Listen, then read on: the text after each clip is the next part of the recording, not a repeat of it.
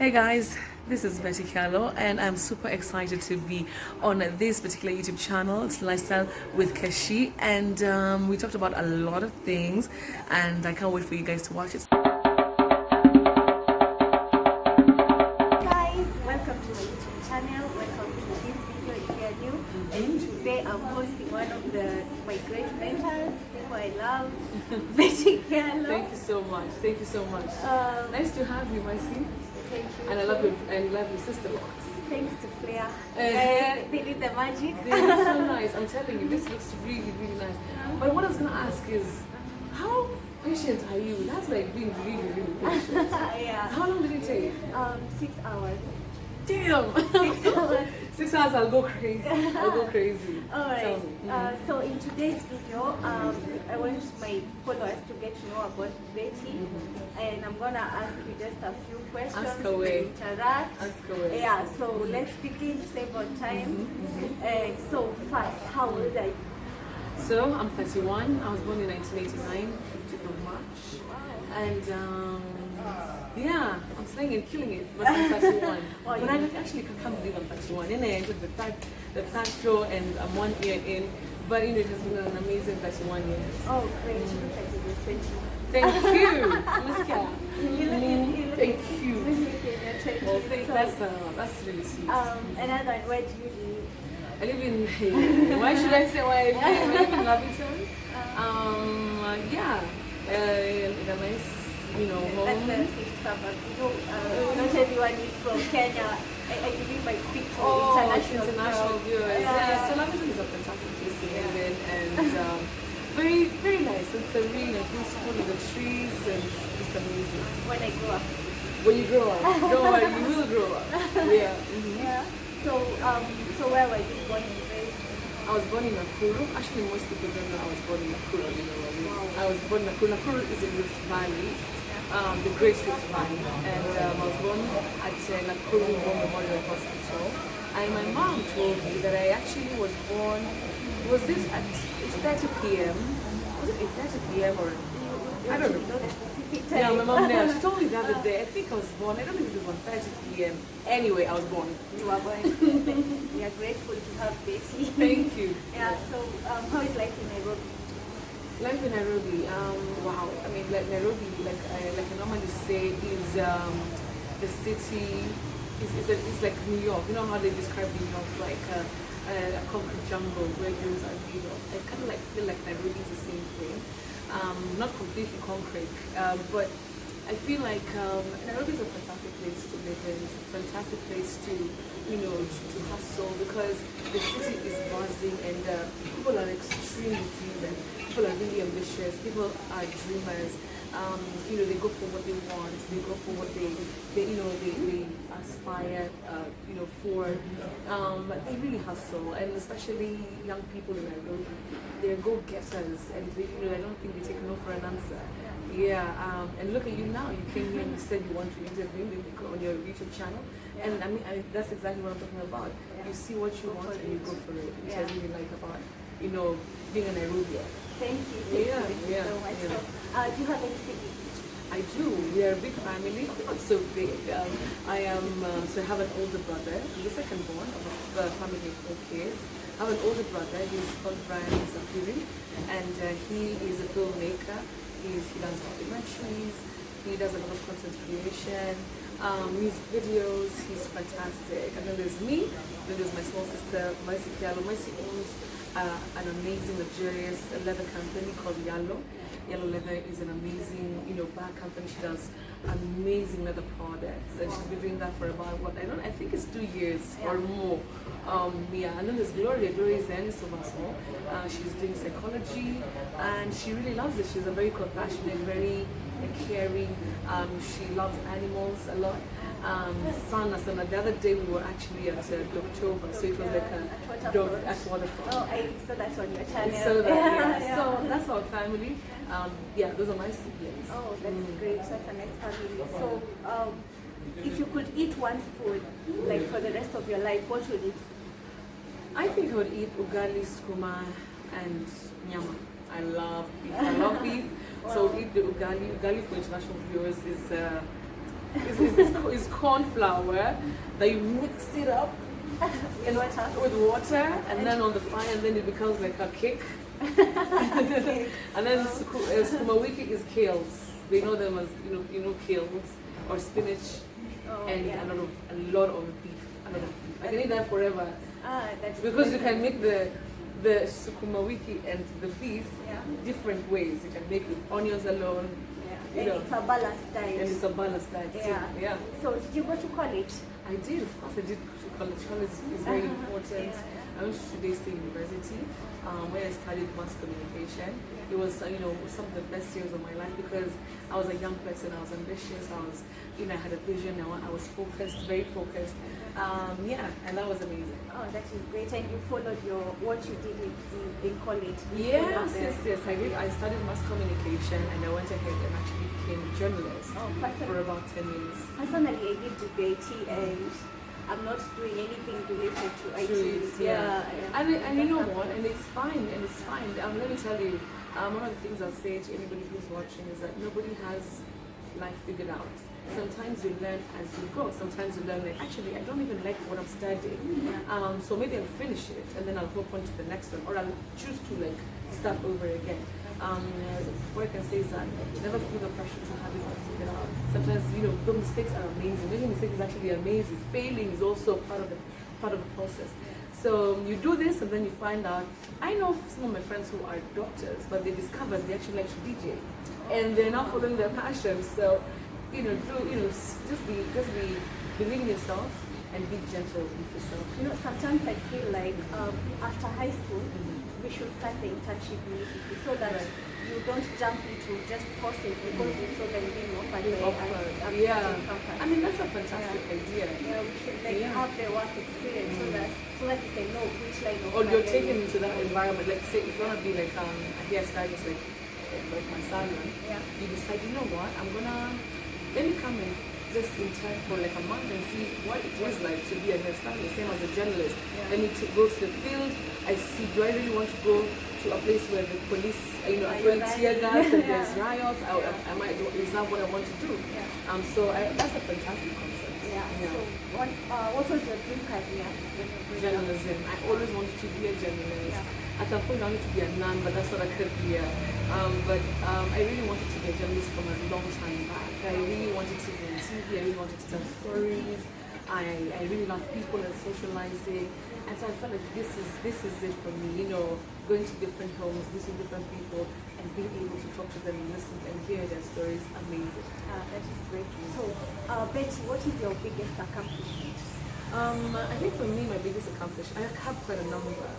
My biggest accomplishment so far, I think, is inspiring this generation. Sometimes we do not pat ourselves on the back enough, but I'm going to do that.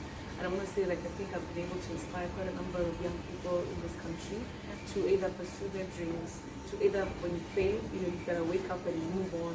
I think there's a message that has always been constant with me as a brand, and it is always an inspiration to many, many young people. I meet them and they tell me, Betty, one day you said this on your story and it inspired me to start my own small business.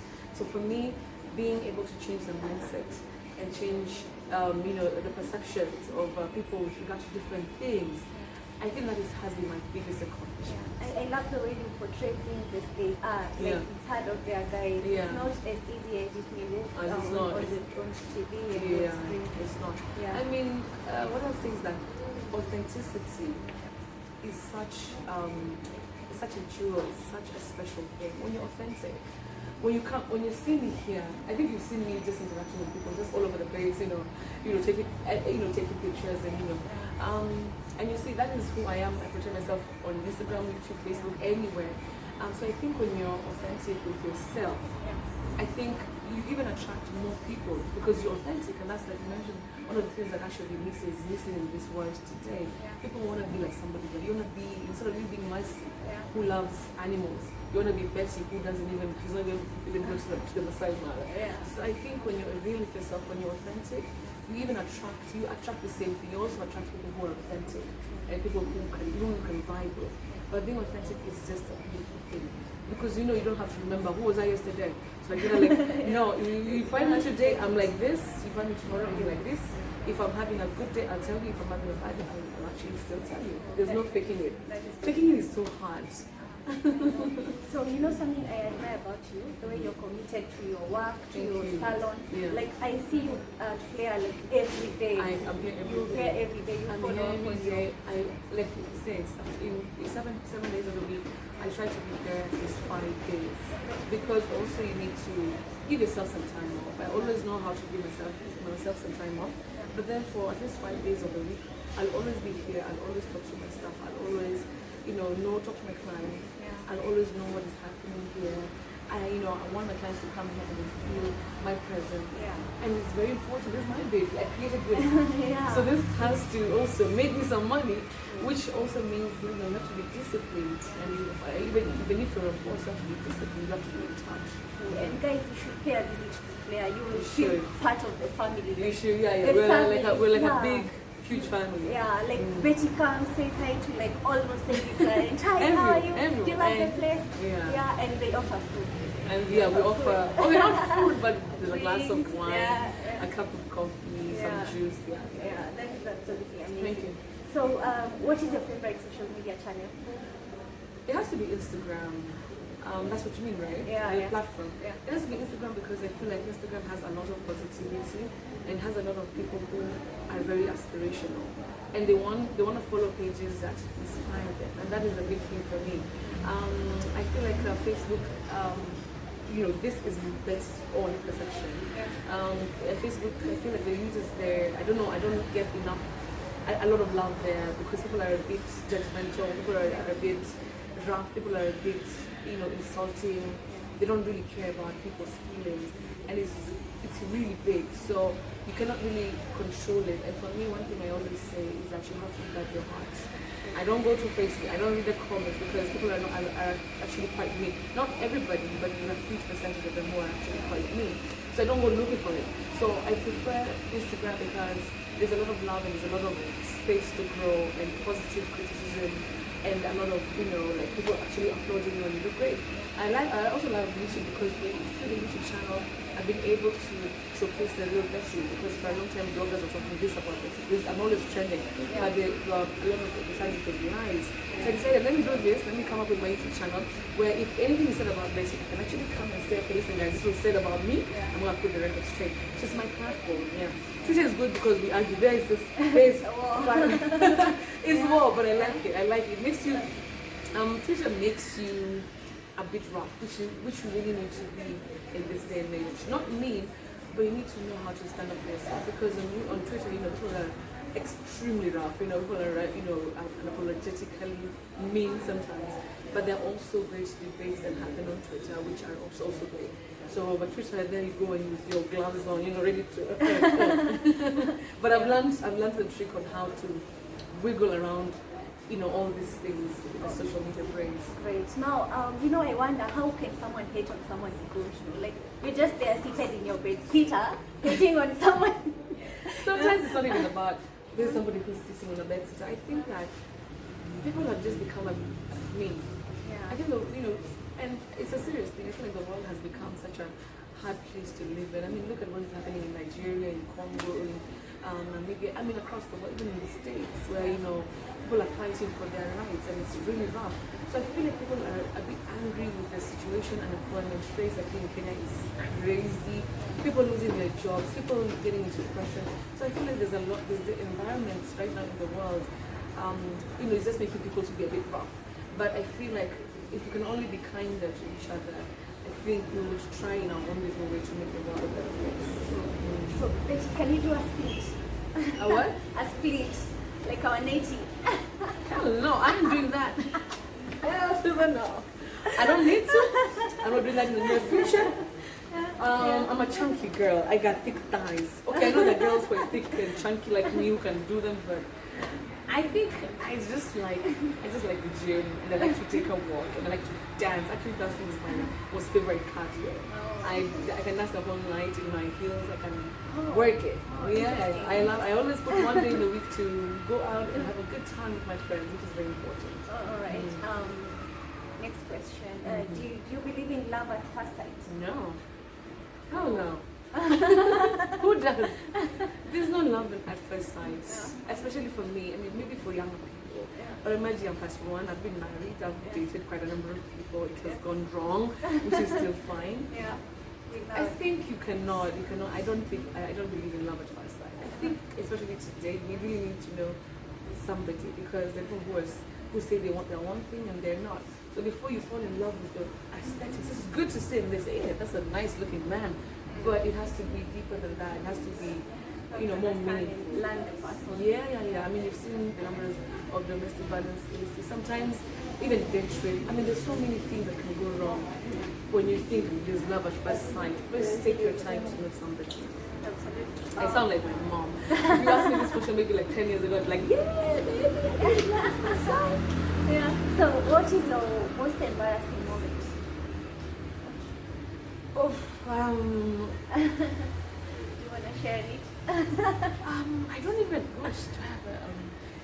Me, I know how to recover. Even if I was going to fall, I would like, how Beyonce just kind of like pretends it was like her part of the move. Part of the move. Most embarrassing. I can't think of any maybe in the recent past. I can't think of any, but I remember when I was younger, like really young, because you were raised up very humble. So whenever you get the opportunity to go to places like, the food outlets like Steers, KFC, whatever, we never got the chance to go to these places. So I remember this day, we went to, I think it was Steers, and I was with my boyfriend at that time. He was speaking from a really wealthy family. Things are not good. So I remember it was my first time to go to Steers. So you're supposed to put the sauce. You know how you go to the towns and you kind of like have to press, and then the sauce comes on your burger and your chips on the plate. So me, because it looks like a tub, I think I started to. I think I started opening like a tub. It looks like a tub, but you're supposed to press it instead. Oh my gosh, I think like he was so embarrassed. He just stands red and he's like, press it. I think that's the one I can remember. That's a long time ago. We're not very privileged, so some things were interesting to know. Okay, so which is one joke that you'll never forget? Me, I'm always laughing. Oh my god, I'm like always laughing. No, my jokes, I don't have one, because my jokes normally come from extreme like life situation. Like right now, you can hear and then I say something funny or somebody says something. Like I don't have those jokes of like, let's see, are you a 1 because you're a 10? I see something like that. Those people guys know. But I think for me, my jokes, the things that make me laugh, are the things that come from authentically from my environment. So it's just something and I'm like, this guy is just like her. What is it? So I don't have like a specific one. But I am very, very funny, especially when I've had maybe 2 shots of my favorite shots. I can get extremely hilarious and addictive. Yeah, and you laugh a lot. I am always happy. I am. I thank God for that. But let me tell you, most people think Bessie is laughing at this because she's rich and she has all this money. Sometimes I laugh and I'm so broke. I am broke. I'm like asking who's gonna buy me lunch. But I think in everything about life, there's always something to be grateful for. Every single day, like even if you're broke, even if you've not made rent, even if you cannot do this, I think there's always one thing that shouts to you that you don't have a choice but to be grateful for. And I think when you appreciate those things, God actually adds you more, because at least you're appreciating. At least I woke up. At least I've called my mom and been able to have a conversation on the phone. Imagine if you're not able to call your mom and have a conversation on the phone. At least I've woken up and my daughter, who's called Ivana, by the way. Mana, the entertainer. She's more of a diva than me. Actually, normally these days I say she's a superstar, and I'm just her cheerleader. I'm just like, baby, go for it. Go for this. Yeah. So how many pairs of shoes do you have? Well, I have quite a number. I have quite a number. I have quite a number. About 200, I think. Wow, 200. Yeah. Wow. You can go for like. And I've actually just had, I think, 10 more pairs. just delivered right now. Wow. Wow. 10 pairs at a go. Wow. I am very, even these Wow. shoes, I think this is the first time I'm wearing them. Wow. I need to invade your closet. You should. I love shoes. I like looking good. For me, when I look good, it makes me extremely confident. And I go and I can strut. I can go into a board meeting and I'm like, hey, okay, what's up? Okay, my name is Betty Kyallo. Yeah. It makes me feel good. But the days that I don't feel like I'm slaying and I'm looking good, I feel a bit low. But when I look good, I'm telling you, hey, And it's part you of can't stop me. self-love. I love Dressing myself. is part of Yeah, but self-love. I think a bit too much. So I have a question. The last one. The last one. Yeah, two last ones. Yeah. What motivates you to work hard? Ivana, my daughter. I'm like, man, that girl is so expensive, first of all. She knows the good things in life already, which makes it harder. On the weekends, she's gonna be like, Mommy, let's go here, Mommy, let's go here, Mommy, I want this, Mommy, I want this. And also, having grown up in not extreme poverty, but you know, we're not that well off. We really struggled. I really want to make sure that she has the best of the best. I really want her to feel that Mama wants, like, you know, I want her to say, Mommy, you know, I want to go to Disneyland. And I can be like, okay, you know what? Let's plan for a month or two from now. So I want to give her the best. I want to give her the best education. I want her to go to Harvard. I want the best for her. So because of that, I feel like I really need to work hard to make sure that these things are actually gonna happen for her. Oh, that is good. Well, so what advice would you give someone young who wants to become an entrepreneur, who wants to get a better life? What advice would you give to a young girl? First of all, I think the thing that we never say, you know, enough is that first of all you have to tell God what you want. Because most of us just want to tell God, oh God, please, you know, I want to be rich, oh God, you know, I want to have that car. But I mean, you know, you have first of all to have a vision that you can talk to God about. I'm very spiritual. I don't know about everybody else. I'm very spiritual. I believe in Him. I really normally tell Him what I want. Like when I was building this place, and I've always said when I was constructing this place, I said, well, you know what? I want tomorrow. I don't have this, and the food is asking for this. So I want 10 bags of cement. I don't know where I'm going to get the money, but you know. But I mean, you better. And you know, slowly, I'll just come here and a friend of mine will be like, hey, babe, let me just pass by and say hi. And they'll come here, because so how is it going? I'm like, it's hard. How much are you doing? $30K. Okay, here it is. There you go. I mean, and you know, it's not like I'm asking, it's not like I'm being, it's not sponsorship. Sometimes you pray and God comes and answers your prayers in a very different way than what you thought. You thought you'd just wake up and under your pillow is 10,000 or 30, but somebody else comes in a different way and actually gives you. So what I can say, first of all, believe. Second of all, the vision aspect of it is very important. Most of us want the big life, the nice cars, the nice houses, but we do not have a vision of how we're gonna get them. They won't come just like that. Like this, you know, did not just come like that. My car did not just come like that. Sometimes you have to actually have a vision and say, you know what, I want to be here, but before I get here, I need to first go to school. I need to graduate. I need to get at least my degree. At least I need to find some sort of employment, or I need to shadow Betty Kyallo and see how she actually does. Like you have to have that vision of how you get there. But most of us think about there before we think about here. And then also the other thing is that there's nothing that comes easy. You have to work hard. You have to work hard. You have to work hard. I mean, if you look at this place, this is just hard work. I can tell you for a fact. When you came here, the house was really worn down. It was really bad. But I really had to work hard to make sure that I achieved it. So hard work. Yeah. And then just have fun in life also. I think sometimes when you talk to motivational speakers of people like me, it's all about hard work. It's okay. All those things are very important. But the one thing that you also have to remember is to remember to live. I remember to live. Sometimes I'm like, it's 5 o'clock. I don't want to hear any. Give me a glass of wine. And I'm like, okay. I'm gonna call a friend of mine and I'm like, hey, can we have lunch? Remember to live. Remember to do the simple things in life. Remember to dance. Remember to laugh. Remember to be happy. Remember to make friends. Those things really, really matter at the end of the day. Yeah. So what songs? Or you respect your parents or your parents. That is very important. Very important. Yeah. So what song sums you up? Where? Give me one song which can sum up Betty.